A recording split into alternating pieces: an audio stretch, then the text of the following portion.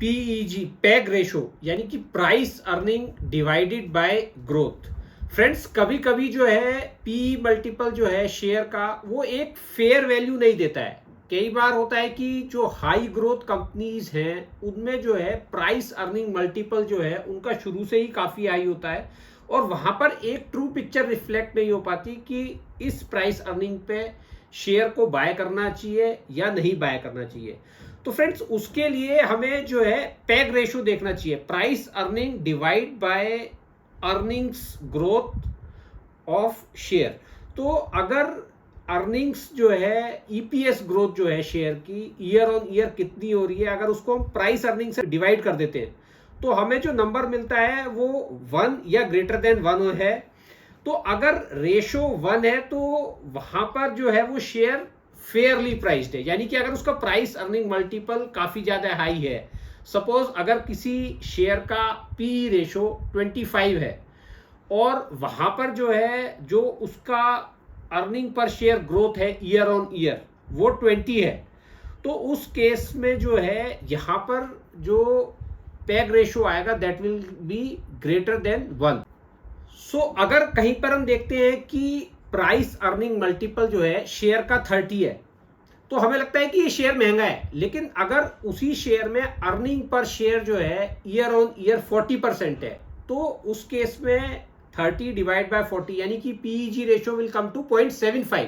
तो यहां पर शेयर जो है अंडर वैल्यूड है इंस्पाइट ऑफ द फैक्ट कि जो है प्राइस अर्निंग मल्टीपल हमें हाई दिखाई दे रहा है लेकिन शेयर्स के अंदर ग्रोथ ज्यादा है, तो यहां पर वो शेयर जो है फेयरली प्राइस्ड है। तो that is the right time to buy ऐसे शेयर को जहां पर प्राइस अर्निंग ग्रोथ का जो है रेशो 1 से नीचे आता है, वहां पर वो मार्केट में शेयर जो है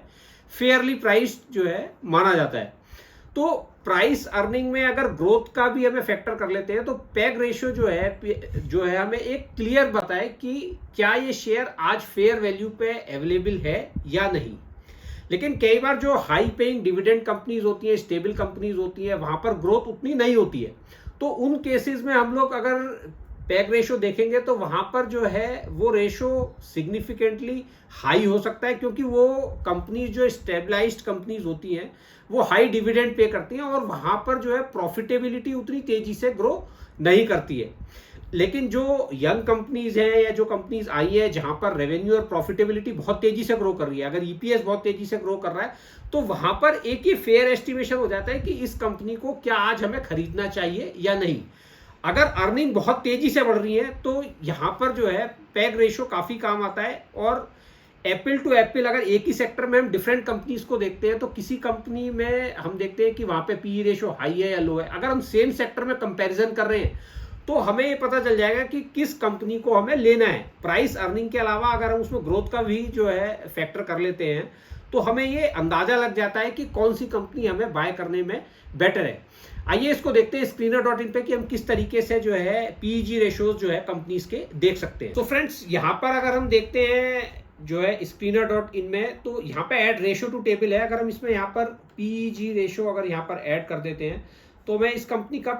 पीईजी रेशियो मिल जाता है। जैसा अब ये फाइन ऑर्गेनिक्स में है तो 1.57 है। अगर हम आज की तारीख में देखते हैं कि एचडीएफसी बैंक का पीईजी रेशियो क्या है, तो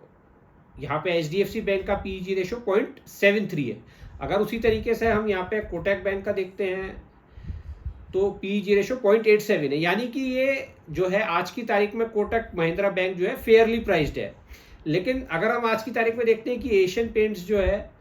तो यहाँ पर पीईजी रेशियो जो है 2.37 है, यानी कि ग्रोथ के हिसाब से जो है शेयर जो है आज की तारीख में फेयरली प्राइस्ड नहीं है। यानी कि ग्रोथ के हिसाब से जो आज की तारीख में ईपीएस की ग्रोथ आ रही है उस हिसाब से जो है शेयर का प्राइस फेयरली वैल्यूड नहीं है, यानी कि कंपनी उस हिसाब से ओवर वैल्यूड लगती है पैग रेशियो के हिसाब से।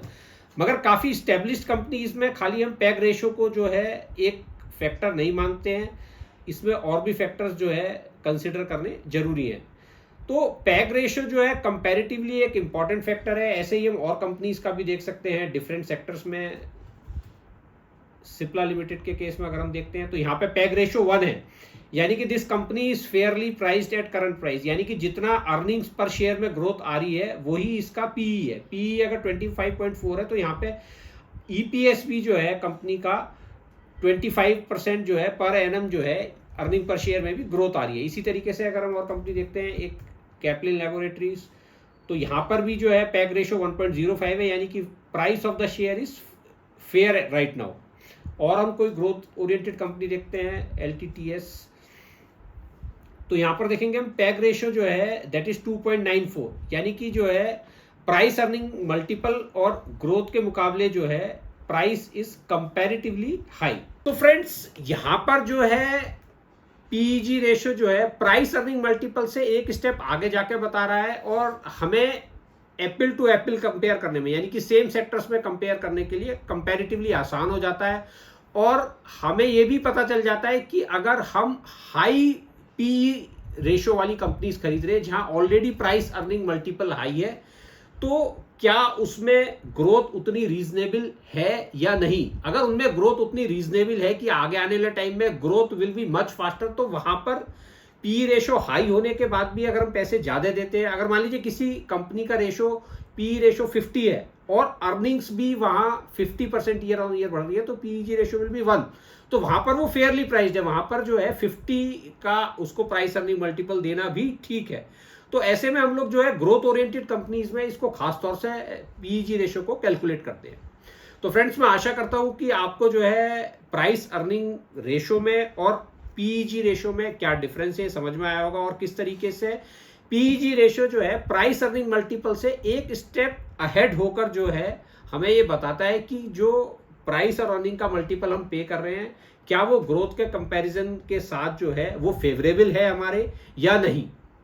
तो फ्रेंड्स, अगर वीडियो आपको पसंद आया हो तो लाइक कीजिएगा और चैनल को सब्सक्राइब कीजिएगा, जिससे कि हम आने वाले टाइम में इस तरीके के और वीडियो आपके लिए लाते रहें।